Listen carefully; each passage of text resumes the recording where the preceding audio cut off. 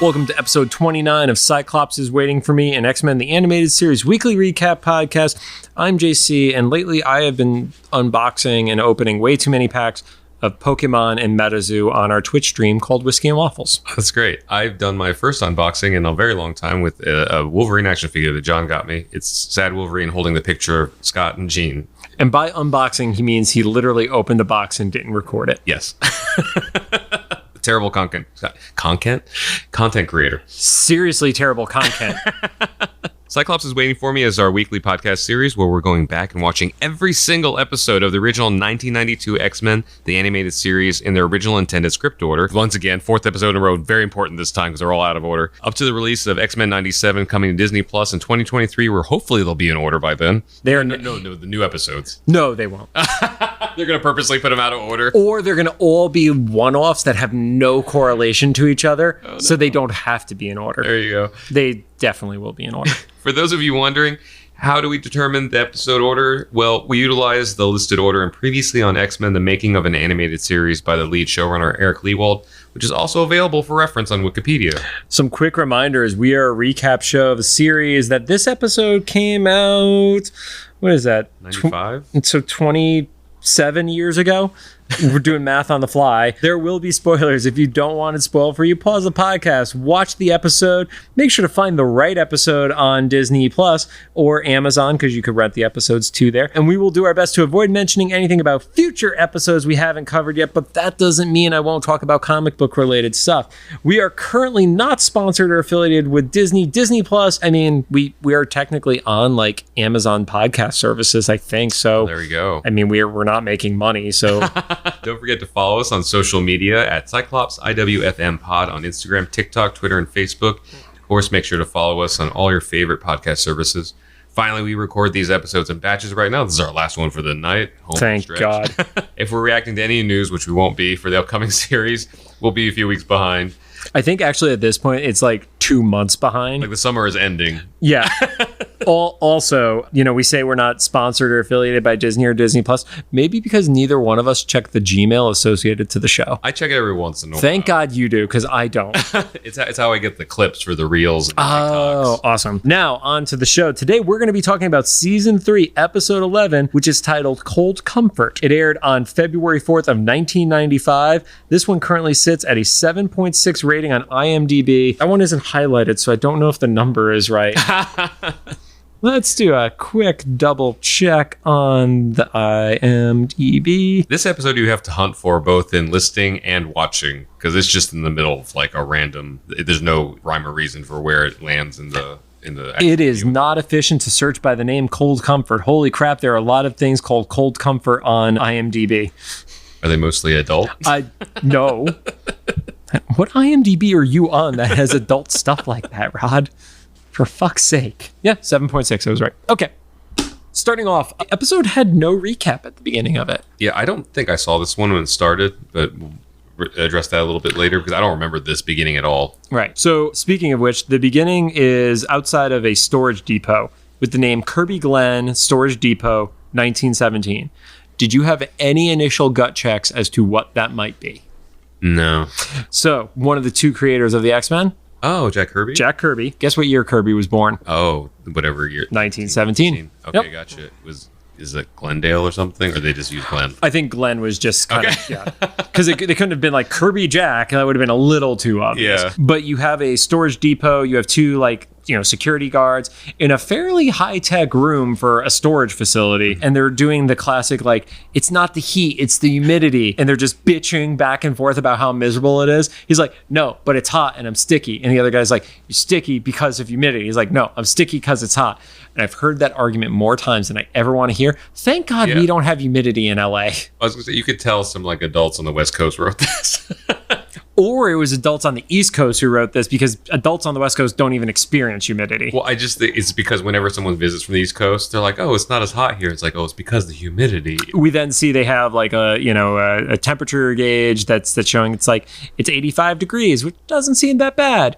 but 85 degrees with a lot of humidity, because I think it showed it like 80% humidity. That's uncomfortable and gross. But then one of the guys, probably just hyperbole, is like, it's 97 degrees because I'm from New York.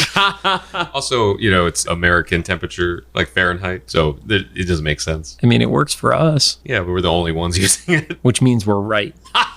That's the American way. Yeah, America is fucked. So we see who we all know is Iceman, who is outside. The way that he's drawn, he had a little bit of a Silver Surfer vibe, because he was not a transparent Iceman. He was like the cloudy Ice Cube version. Yeah, he was a little bit transparent, but you can only see it in certain scenes. Yeah. But you're right, it wasn't like completely see-through. Yeah. So he sees a camera, freezes it, and breaks it. He then proceeds, similar to Storm in the original episode for the pilot, uses his like weather powers and he makes a fog. He mists, and he's able to see these like lasers. So it was humid. As that's happening, the guards are noticing it dramatically gets colder, which that guy should have been happier about. Yeah. But it unfortunately drops to 30 degrees since he's made of ice, and he has that effect on people. He pops into the guard room, and then he proceeds to freeze the guards. Yeah, he like sub-zeros them. Like they should have died. Like there's solid ice around your body. That's too cold. Especially when it's 30 degrees, and it's not like it's getting warmer. We jump over to the mansion, where it's also late at night, and Jubilee and Professor X are in the war room, and they're talking about a part that they need. Yeah, AE-35 unit. If anybody on the internet knows if there's any significance to that, let us know. Yeah, because we didn't know if that's like a computer piece or like an air conditioner piece. Yeah, which I didn't think of, but it would make sense if everybody else... Everybody's bitching that it's humid, so yeah, that would suck. It's like, our central air isn't working right now. Jubilee wants to take one of the ships and fly to the store to pick up the piece, which... At midnight? At what store do you think you're... Like, Home Depot doesn't stay open that late, Jubilee.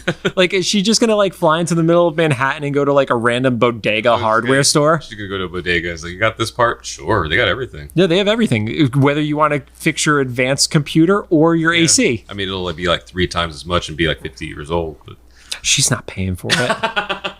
Professor X literally supports the cost of a mansion. Yeah. At that time, though, Cerebro with a Xavier voice goes off. This one was a very robotic one, though, so I hope it wasn't too confusing for you. I know sometimes you have an issue with deciphering Cerebro from Xavier, and it gives a warning of violent mutant activity at a federal storage depot. And they realize it's weather activity that's happening. What did they jump to? Well, Storm is in Africa, so it can't be her. And it's like, why would you think Storm is attacking a federal depot right now? I guess maybe they were thinking maybe it's mistaken as an attack or something. Yes. Yeah. She was trying to cool down the humidity. It became an attack.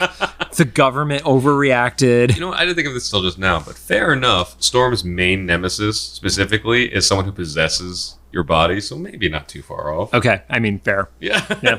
That is the strongest conflict we have seen from Storm is with the Shadow King. You were spot on with that. But through their advanced tech, so probably wasn't the computer, it's probably the AC that was broken. Yeah. They are able to pull a transmission, and they see that it is Iceman who's attacking the facility, and then their CG imaging, for lack of a better term, pulls back that it's Iceman, and you see who Professor refers to as Bobby, but any keen-eyed viewer would notice it isn't just a guy in street clothes. He's literally wearing a variation of the X-Men uniform. Yeah, it's kind of similar to Cyclops' thing where like the X is off to the side and stuff. But it doesn't have the armor. It's just the spandex. Yeah, Cyclops has like his pouches and such. You need pouches as a leader. The Boy Scout. Yeah. At that point, Xavier sounds the alarm. As he sounds the alarm, Wolverine thinks it's his alarm clock. Yeah. So at 12:07, Rod's favorite boy is smashing his alarm clock. I didn't put that together that it was the Xavier alarm. I thought it was actually the alarm clock. But why? It doesn't make sense. No, I think it's one of those things where they probably wrote it properly in the script, and then the actual production made the mistake of alarm goes off, smashes alarm clock, and then they didn't continue the sound effect until Xavier spoke. Because the alarm sound that's on there is that classic like 80s, 90s that wooden alarm clock. Yeah. Which I don't know if it necessarily is used anymore. But I guarantee you there's one of the tones on our iPhones that is just the replica of that because people hate ourselves. So at 12:07 in the morning, Jubilee was helping Professor X fix an air conditioner unit, but then Wolverine, Beast, and Cyclops show up in the war room. Wolverine is pissed because he wasn't getting his full 8 hours. Yeah. Which is like, is this the first time you've been to like literal outer space? I think it might be the first time because he's very angry about it. Xavier lets Jubilee know to hang back and prepare the infirmary, which Dark. I'm pretty sure that's the first time. Also, he knows who this is. Yeah. Like, he's never said prepare the infirmary when we're going to go fight somebody that we don't like. I mean, it took him 3 seasons, but he finally like learned. Is like, whenever I send these kids out, Somebody gets hurt. Somebody gets hurt, yeah. Twice people died. Cyclops is pissed. And this is like righteous indignation Cyclops. Like, he is not happy. He's losing his shit. He's like, was an X-Men, because Cyclops obviously recognizes that it's Bobby. Beast recognizes that it's Bobby. Wolverine came after Bobby had joined the team and already left at that point. And Jean is not in the picture right now. Nope, Jean is not in the picture. And Cyclops like is just constantly throwing shade. He's describing Bobby as difficult. He was an original X-Men until he left. He says that Xavier always makes excuses for him. Yeah, as they're on their way to the base with Xavier in the Blackbird with them, Beast and Xavier are just trying to like cool down Cyclops, and it's having the opposite effect and just pissing him off more and more. Because Beast even like kind of makes an excuse for Iceman in that whole like argument too. He's like, right, and exactly. Yeah, and Cyclops is like, see, this is what you always do. I remember what it was. Beast is like, he wasn't a troublemaker, he was free spirited, and I was like, Beast, just read the room. No, again, they're all awful with social cues. So they get to the military base. Beast is the actual first one to find Iceman, and Iceman is like kind of excited to see him at first. Yeah. He's like, hey, what are you doing here? Yeah. Well, you broke into a government facility. Yeah. You know our tech. Yeah. Beast is like, yeah, the professor like wants to help you and stuff. And like Iceman kind of just turns on a dime as soon as he hears Professor X get mentioned, starts to tail off the other way. He like blasts Beast into some like barrels or something. Yeah. And then Wolverine shows up and he just freezes Wolverine in place. He Sub-Zeros him too, basically. Yeah.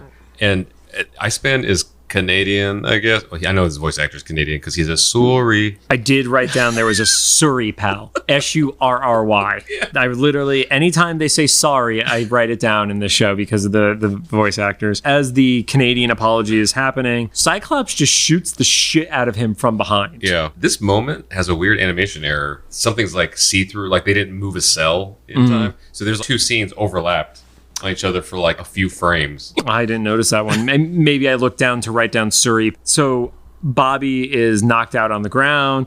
Wolverine walks over. Wolverine, of all people, calls it overkill. Yeah. Oh, we'll hold it back a little bit, Aaron. Scott continues to just be pissed. He's angry that Bobby's still wearing the uniform. That one I kind of get. I mean, yeah, if you leave a team, and this is, he's had to have left for literal years at this point, right? Because Wolverine's been with the team, let's call it at least a year minimum. Yeah. I guess in Bobby's logic, it's probably like he hasn't been active for that amount of time. And so this is like his, thing. He goes in to do his action stuff or whatever. But at the same time, he's representing the X-Men in breaking into a facility illegally. They do that all the time, though. They want credit for it. That's going to happen. Yeah. Xavier is able to see that like there's some stuff going down and he needs to create a distraction for them. He, in front of one group of soldiers, creates what is obviously the Brood. We've referenced in previous episodes. They've never been called out by name in the show up to this point, but we know what they are just from the X-Men comic books and such.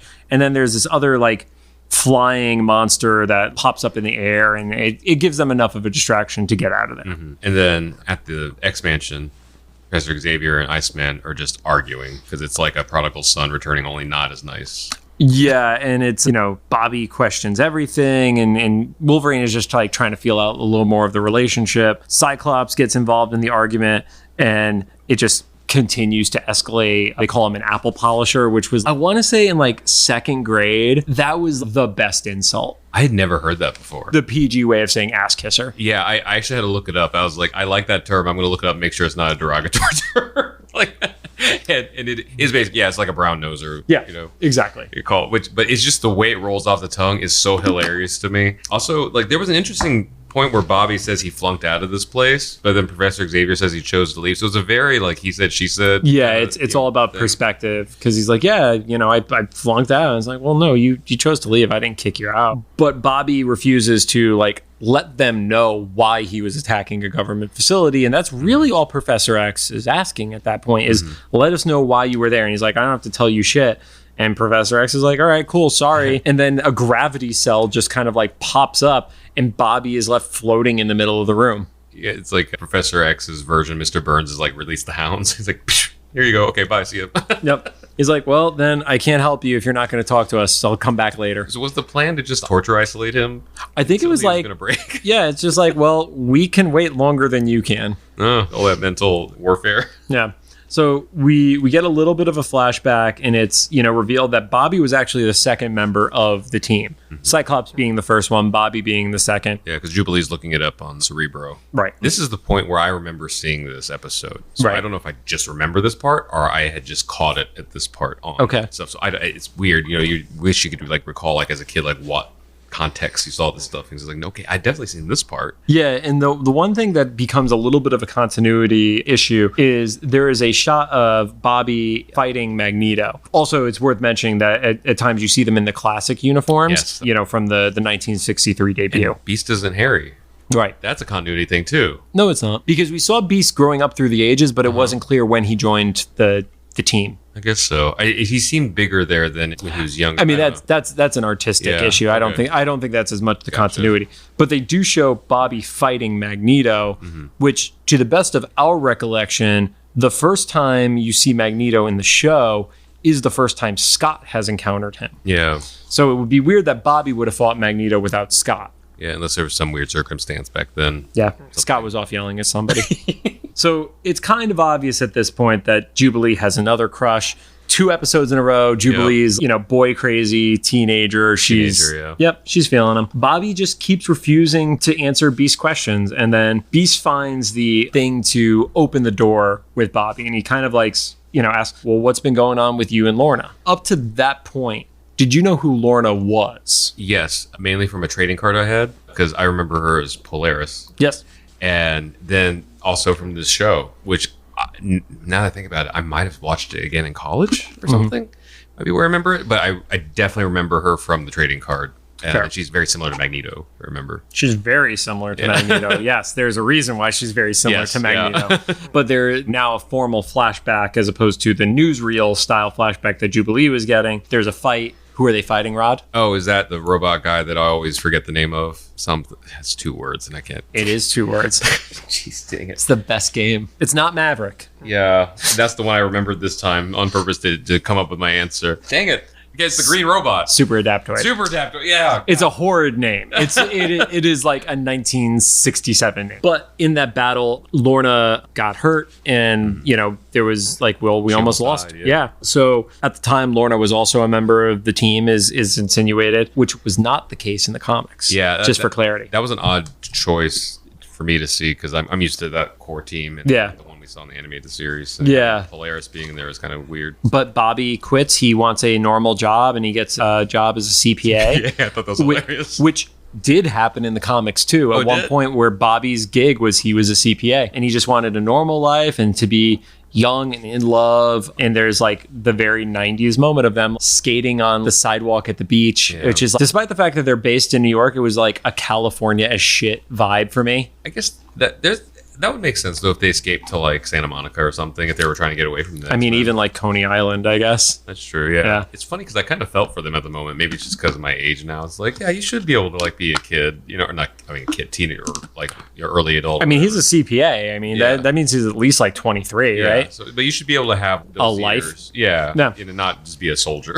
Right. But that ends up being the point of contention between him and Lorna, because Lorna feels like there is a level of responsibility they have because of their powers, and they kept getting in arguments about it. And they show a newspaper clip, which, did you see the reference in the newspaper clip? It was the first X-Men battle that we saw in the show? It was Xavier and Garrick. And what was also an Easter egg on there, it was a Daily Bugle.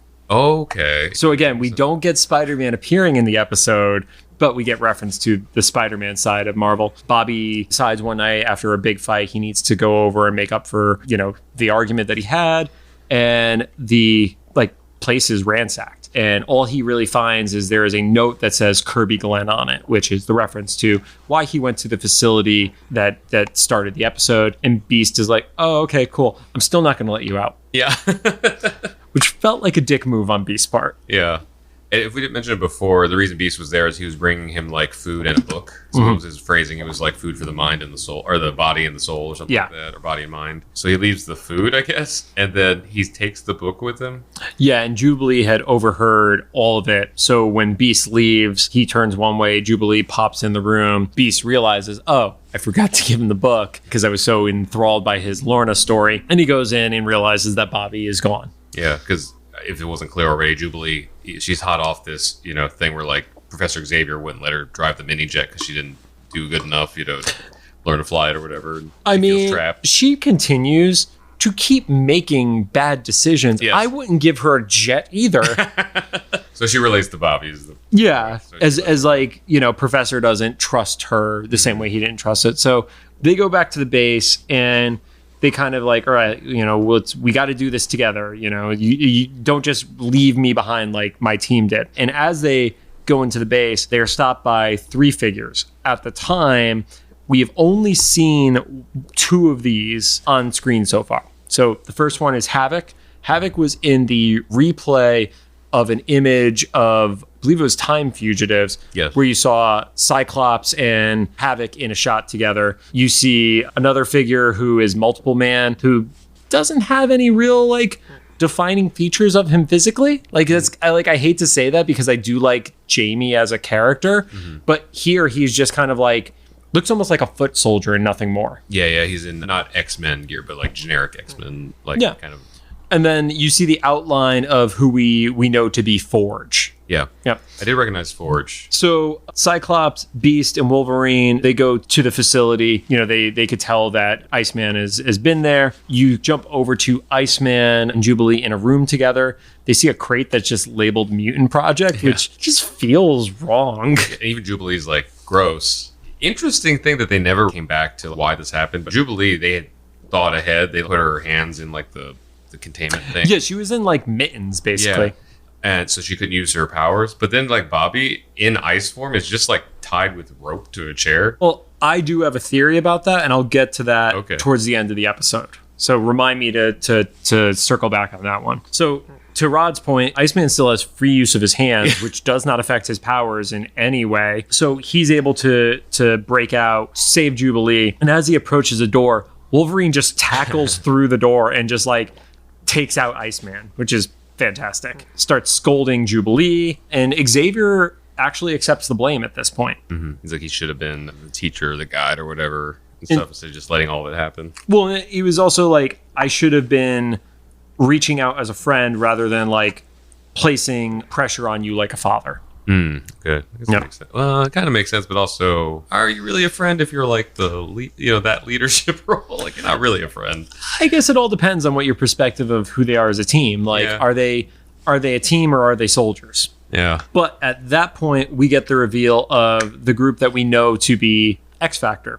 So, you want to hear who I thought please go for it. I know who they are now, but at this moment. Yep. As you're writing down stream of consciousness, Rod. I was right about all but one. Okay. So I definitely knew Strong Guy. And so a couple episodes because of the trading cards. For the action figure, actually. Ah, okay. Yeah. And the trading cards later reinforced that. Yep. But I referenced a couple podcast episodes ago, Boom Boom was like the most 90s character until Strong Guy. I think Strong Guy is hands down one of the most 90s characters. Like, there's just his whole thing is just weirdly, I don't know how to explain it. It's just like the vibe, Now, when was Guido created? I have to His name is Guido? His name is Guido. I didn't know that.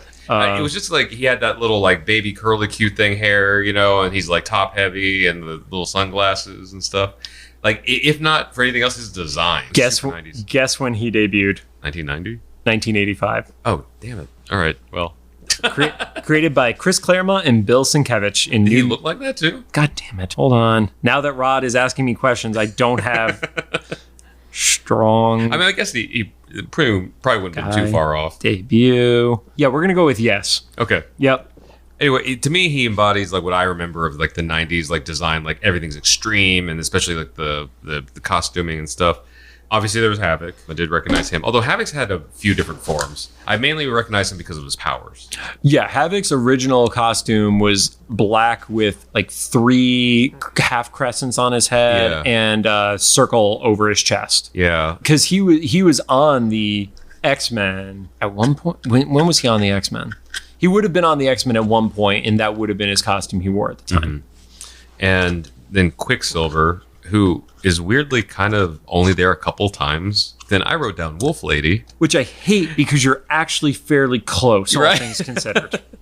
And then I wasn't sure about this one, but I was pretty sure that I had heard the name was Multiple Man. Yes. And that was definitely a trading card thing. So I got all of them except for Wolfsbane. Wolfsbane. Yeah, because it was Wolf Lady. I was like, oh, it's very distinctive from Cat Lady, who just screeched and meowed. Well, because within the X-Men universe, you have Wolfsbane.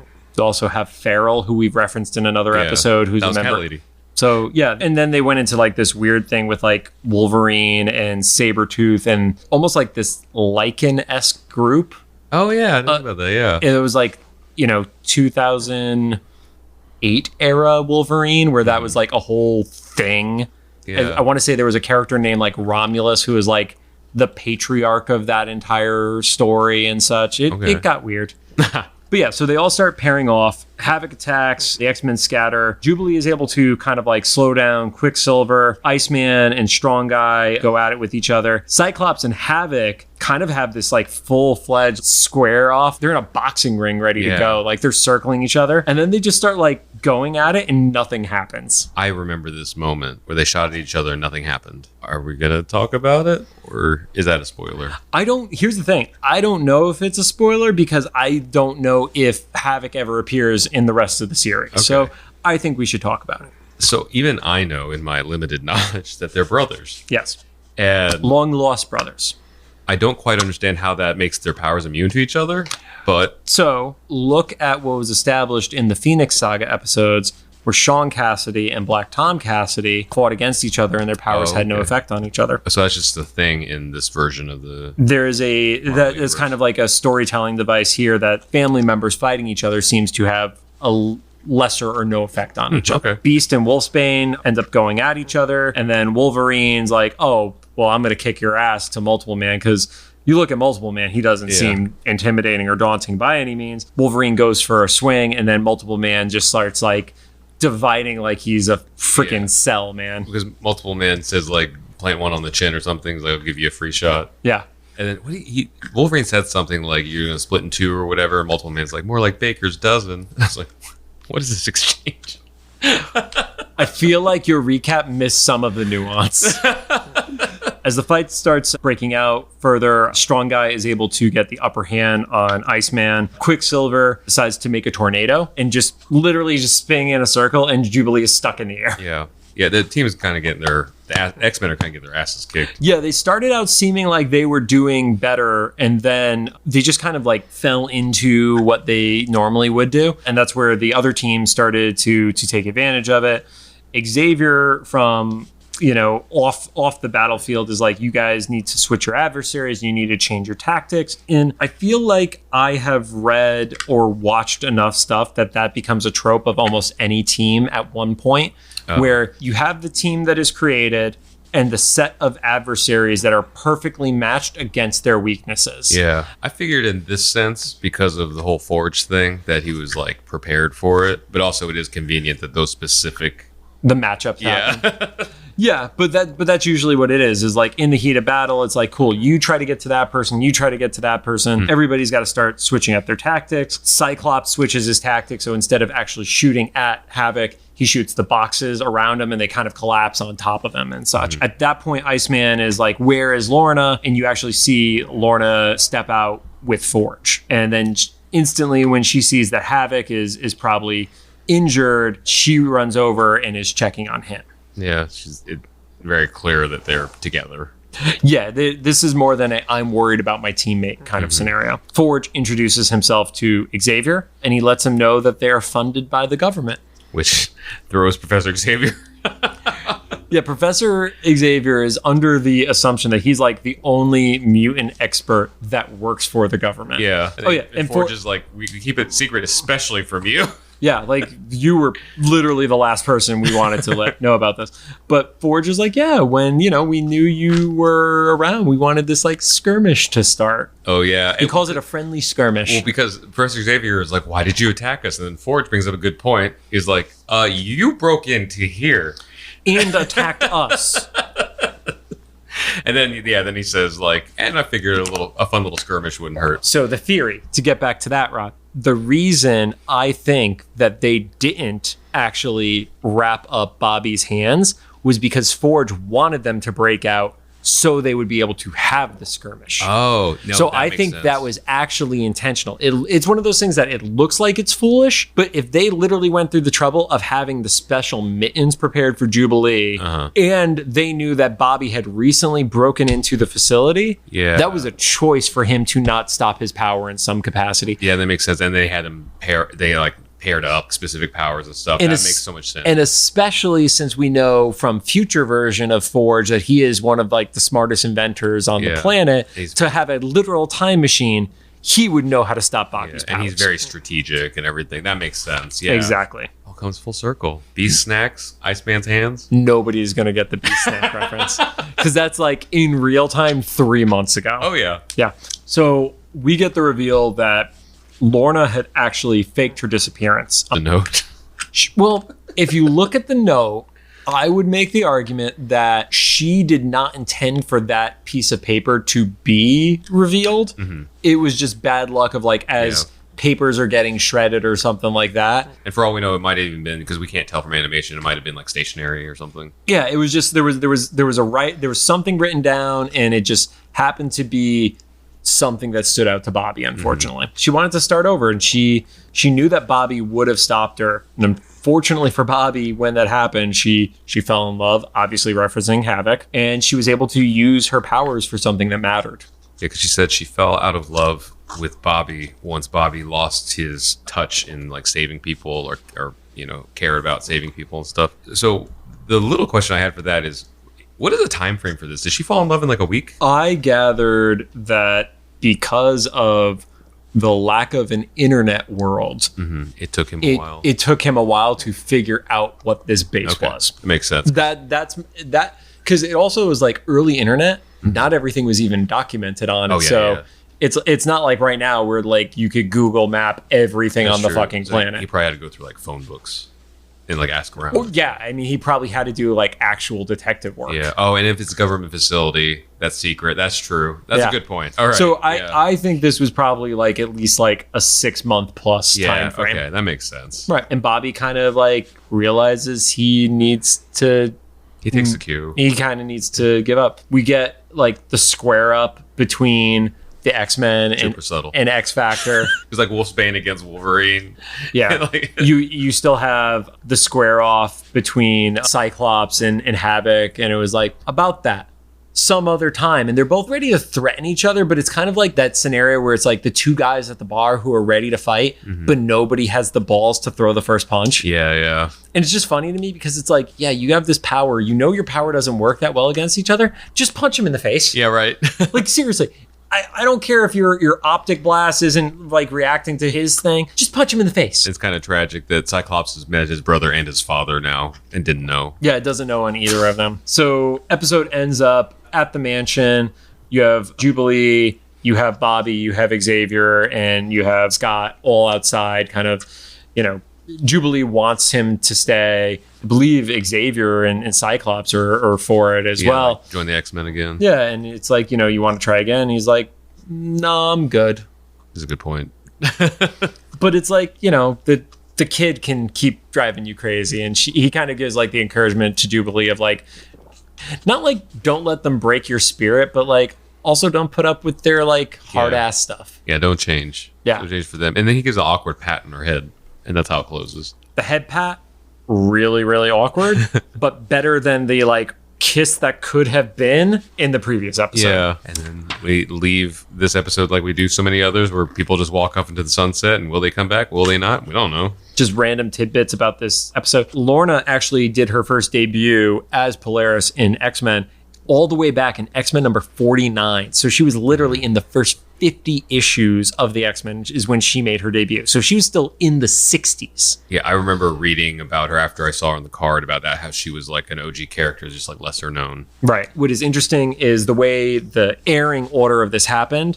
This actually aired after the Dark Phoenix saga, which is the next batch of episodes that we're going to be getting into in the coming weeks. And then Eric made sure to share he had a creative writing teacher in college whose name was Robert Drake. Oh, wow. Yeah. So not only was it a teacher named Robert that he really liked, but he had a beloved creative writing teacher who would constantly ask them, well, what's the story? Not what did you write, but what is the story you're going for? And if he was reviewing something in front of people, if he got to a part that was awkward, he would literally say eek out loud. Oh, no. But that's also how you know you have a great teacher. If it's like you could look at somebody who is like critiquing your stuff and you look back at them fondly. I love that we, in meta discussion, we have real world Bobby Drake to partially thank for the X-Men that we know and love. Yeah. That's great. I didn't know that before just now. Yeah. I'll drop this one in there since I don't know if we're ever going to get Bobby back in the rest of the series, to be totally honest, because we've established once we've gotten to season 3, there's just a black hole of what we remember and don't remember from the series. Yeah, I'm going to guess that we're going to find out what the actual airing order was, because those are probably the ones we remember. But there is in X-Men 92, House of 92, which the new series. Issue 2 released in June of this year. There's actually a reference where Rogue has taken the role of the Marauders, which in Marvel's 616 comic, Kitty Pryde is leading the mutant pirate ship, and Gambit is very nervous about her being on the ship because it's with a bunch of very good-looking men. Bobby being one of them, Richter being one of them, North Star being one of them, and you quickly realize that Rogue has picked the entirely queer cast of male X-Men. Oh, nice. So she doesn't say it formally, but she's like, no, you don't have to worry about them. Yeah. So Bobby's queer in the comics? Bobby would eventually come out. There was like this whole side story of the original 5 X-Men getting teleported to the modern day. And a young Jean Grey actually accidentally reads Bobby's mind, finds out that he's gay, and then adult Bobby doesn't actually address it until young Bobby and him have their interaction. Wow. Yep. Very cool. Yep.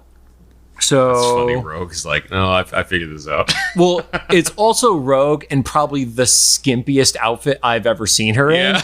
Yeah, I'll throw that into the comments. So I got to take a picture of that issue of the book. But yeah, it's interesting because Bobby has had so many iterations. He's the guy who has quit the team to the point where he's also considered an Omega level mutant in the comics right now. Oh, wow. I didn't know. Yeah. And your Omega levels are the ones that it's like you literally don't know the upper limits of their power. Yeah. It's funny because the Iceman I remember I don't even remember from this episode, is from Spider-Man and His Amazing Friends with Firestar. Which is not a great representation of like, the level of power of these characters. He's like a slapstick surfboarding Iceman. Yeah. We did get the surfboarding Iceman, though. We did get that in the shot with Beast. So. I like how that moment, he thought it was literally slower to do that than to just walk away. It was a really funny animation moment. Well, thank you all for joining us. If you have any thoughts, make sure to drop them into the comments for either the YouTube upload, the official Instagram post, or the reel for this episode. And if you like what you heard, we'd appreciate a rating on the podcast app of your choosing. You can find us on Apple, Anchor, Spotify, Google, or Rod's favorite, CastBox.